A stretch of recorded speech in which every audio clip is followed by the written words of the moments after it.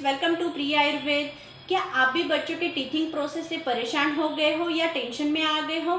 तो ये वीडियो आपके लिए है, एंड तक जरूर देखना, क्योंकि मैं इसमें बताने वाली हूँ कुछ टिप्स जो आपके बच्चे के टीचिंग प्रोसेस को स्मूथली और इजीली करेगा और बच्चे को ज़्यादा परेशानी भी नहीं होगी। आइए जानते हैं इसके बारे में। उसके पहले अगर आप चैनल पे न्यू हो तो चैनल को सब्सक्राइब करना, ताकि अगले वीडियो का अपडेट आपको मिलेगा। अगर आपके माइंड में कुछ क्वेरी है, क्वेश्चन है या कुछ पूछना चाहते हो तो कमेंट बॉक्स पे मुझे कमेंट कीजिएगा। आइए जानते हैं कि एग्जैक्टली ये प्रोसेस कैसे होती है, कब होती है और हमको क्या ध्यान में रखना है। सबसे इम्पोर्टेंट पॉइंट जो है, ये जो टीचिंग प्रोसेस है वो एक नेचुरल प्रोसेस है। ये एक बच्चों का ग्रोथ एंड डेवलपमेंट है, नेचुरल तरीके से होता है, इसलिए उसको हमको इजीली और नेचुरल तरीके से ही होने देना है। कुछ टिप्स अपना के उसको हो सके जितना एक्सटर्नल मेडिकेशन अवॉइड करना है, क्योंकि अगर हम बाहर का एक्सटर्नल मेडिकेशन उसको देंगे तो उसका हार्मोनल इम्बैलेंस होगा, अपसेट होगा, और जो इम्यूनिटी बढ़ना चाहती है, मतलब क्योंकि दांत आते हैं तब बच्चा खुद फाइट करता है उस चीज़ को और खुद की इम्यूनिटी बढ़ा लेता है। अगर हम कुछ मेडिकेशन देते हैं तो वो फाइट करने की जो प्रोसेस है वो उसको हम क्विट कर देते हैं और बच्चे को जो इम्यूनिटी बिल्डअप करनी है वो नहीं होती, इसलिए उसको नेचुरल तरीके से ही होने देना है। सेकेंड जो पॉइंट है कि ये एग्जैक्टली कब होता है, ये जो प्रोसेस है वो 4 मंथ टू 8 मंथ के बीच में होता है। लास्ट मंथ में मेरे ओपीडी में एक लेडी आई थी और बोल रही थी कि उसका जो 6 महीने का बच्चा है, तो बोल रही थी कि इसको अभी तक डॉक्टर टीथ नहीं आए हैं, और मेरा जो नेबर है उसके तो टीथ 5वें महीने ही आ चुके थे और बहुत टेंशन ले रही थी।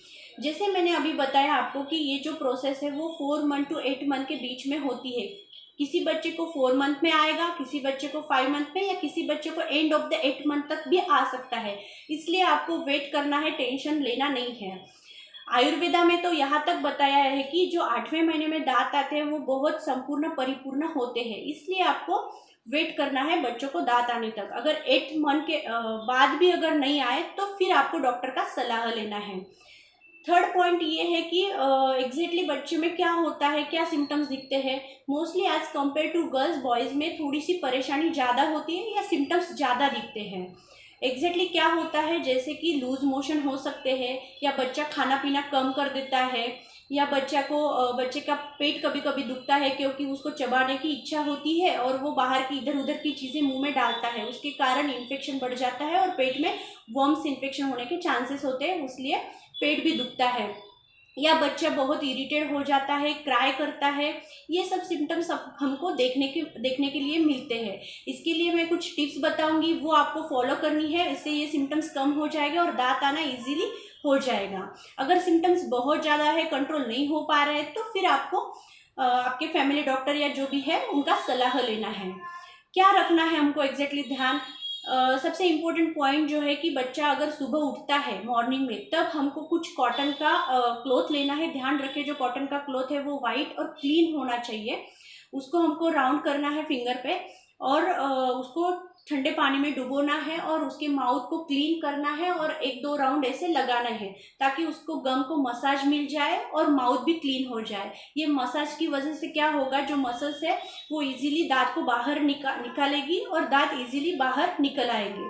सेकेंड जो पॉइंट है, हमको ध्यान रखना है कि बच्चा जब इधर उधर की चीज़ें मुंह में डालता है या उसको कुछ चबाने की इच्छा होती है, तो हम इधर उधर की चीज़ के अलावा उसको, जो 6 मंथ के आसपास के बच्चे हैं उसको हम फ्रूट्स दे सकते हैं, जैसे पपया, तरबूज, जो भी चीज़ें हैं, वो जो भी फ्रूट्स है वो उसको चबाने के लिए दे सकते हैं, ताकि उसको वो इच्छा भी पूरी हो और फ्रूट्स का जो न्यूट्रिशन है वो भी उसको मिल जाए।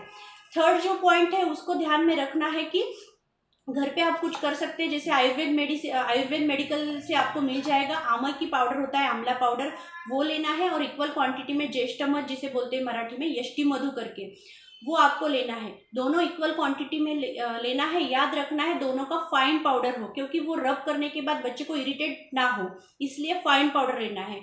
वो पाउडर लेने के बाद उसमें थोड़ा सा हनी मिक्स करना है और 2 टाइम बच्चे को मिक्स किया करने के बाद वो मुंह में ऐसे घुमाना है या लगाना है। अगर बच्चा निगल जाए तो उसका भी कोई टेंशन नहीं है, निगल जाए तो निगलने दे। ये आपको 2 बार करना है। इससे क्या होगा, वो जो टीचिंग प्रोसेस है वो थोड़ा सा इजी हो जाएगा और बच्चे को परेशानी भी नहीं होगी ज़्यादा। उसके बाद हमको ध्यान रखना है जो डाइट है, थोड़ा सा डाइट मॉडिफिकेशन करना है। जैसे बच्चे को इस टाइम पे खाने की इच्छा नहीं होती तो उसको हो सके जितना लिक्विड आप दे सकते हो, जैसे सूप है, सूप है या जो मग या मूंग की दाल होती है उसका सूप है वो दे सकते हैं, या सेमी लिक्विड खिचड़ी है, उपमा है, ऐसे डाइट आपको उसको देने हैं ताकि वो उसको डाइजेशन के लिए इजी हो और उसको दिक्कत भी ना आए। ये आपको पूरा ध्यान रखना है। अगर आपको मेरा वीडियो अच्छा लगे तो प्लीज़ चैनल को शेयर करना और लाइक करना और अगले वीडियो के लिए सब्सक्राइब करना। Thank you so much.